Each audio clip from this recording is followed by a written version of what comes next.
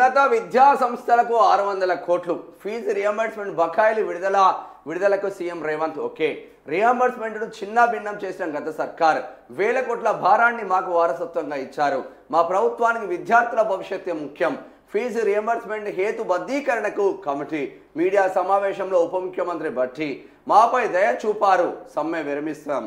ఉన్నత విద్యా సంస్థల సమాఖ్య చైర్మన్ రమేష్ బాబు నేటి అర్ధరాత్రి నుంచి ఆరోగ్యశ్రీ సేవలు నిలిపివేత. నెట్వర్క్ ఆసుపత్రుల అసోసియేషన్ ప్రకటన. 100 కోట్ల రూపాయల విడుదల చేసిన సర్కారు అయినా మెట్టు దిగని ప్రైవేటు ఆసుపత్రులు. ఇక్కడ ఏమంటున్నారు? విద్యార్థుల భవిష్యత్తే మాకు ముఖ్యమంత్రి ప్రభుత్వం. ఎంతమంది విద్యార్థులు తెలుసా? 9 లక్షల మంది విద్యార్థుల భవిష్యత్తు. ఈ 9 లక్షల మందికి దాదాపు 50,000 మంది ఉపాధ్యాయుల భవిష్యత్తు కూడా ఉంది. ఇక్కడ ఉపాధ్యాయుల భవిష్యత్తు ఉంది. 9 లక్షల విద్యార్థుల భవిష్యత్తుతో పాటు ఈ 9 లక్షల విద్యార్థులు మంచిగా చదువుకుంటే 18 లక్షల మంది తల్లిదండ్రుల భవిష్యత్తు కూడా ఆధారపడి ఉంది. ఇక్కడ ఇంతమంది పెద్ద ఎత్తున నిజంగా ఒక పెద్ద సర్కిల్.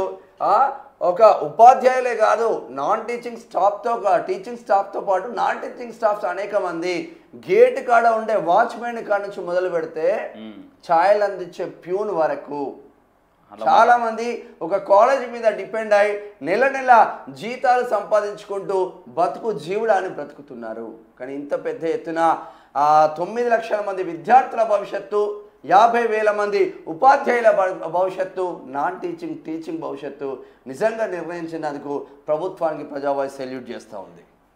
ఇన్ని వేల కోట్లు ఆరోగ్యశ్రీల కాలేజీలలో పెట్టబోలు రాష్ట్రంలో ఉన్నత విద్యా సంస్థల సమ్మె కథ సుఖాంతమైంది. ఫీజు రియంబర్స్మెంట్ బకాయిలు చెల్లించాలన్న డిమాండ్తో ఉన్నత విద్యా సంస్థల సంఘాల సమైక్య ఫాతి సోమవారం నుంచి అన్ని కాలేజీలను నిరవధికంగా బంద్ చేస్తామని ప్రకటించిన సంగతి తెలిసిందే. సమైక్య తీవ్రత నేపథ్యంలో రాష్ట్ర ప్రభుత్వం సమైక్య ప్రతినిధులతో ఆదివారం అర్ధరాత్రి వరకు చర్చలు జరిపింది. సోమవారానికి చర్చల్ని వాయిదా వేసింది. అయితే ముందు ప్రకటించినట్టుగానే సోమవారం రాష్ట్ర వ్యాప్తంగా ప్రైవేటు కాలేజీలు బంద్ పాటించాయి. చర్చలు ఫలప్రదమైతే సమ్మె విరమిస్తామని, విఫలమైతే కొనసాగిస్తామని సమైక్య ప్రతినిధులు ఆదివారం రాత్రి స్పష్టం చేశారు. ఈ క్రమంలో సోమవారం ఉదయం ఉప ముఖ్యమంత్రి బచ్చి విక్రమార్క, మంత్రి దుద్దిల్ల శ్రీధర్ బాబు, సిఎస్ రామకృష్ణారావు, ఆర్థిక శాఖ ముఖ్య కార్యదర్శి సందీప్ కుమార్ సుల్తానియా సీఎం రేవంత్ రెడ్డిని కలిశారు. యాజమాన్యుల ప్రతినిధులతో జరిగిన చర్చల వివరాలను ముఖ్యమంత్రికి చెప్పారు. ఇప్పటికే హామీ ఇచ్చిన 1,200 కోట్లు వెంటనే విడుదల చేయాలని కోరుతున్నారని తెలిపారు. నెల మధ్యలో ఉన్నందున నిధుల సమస్య ఉందని అధికారులు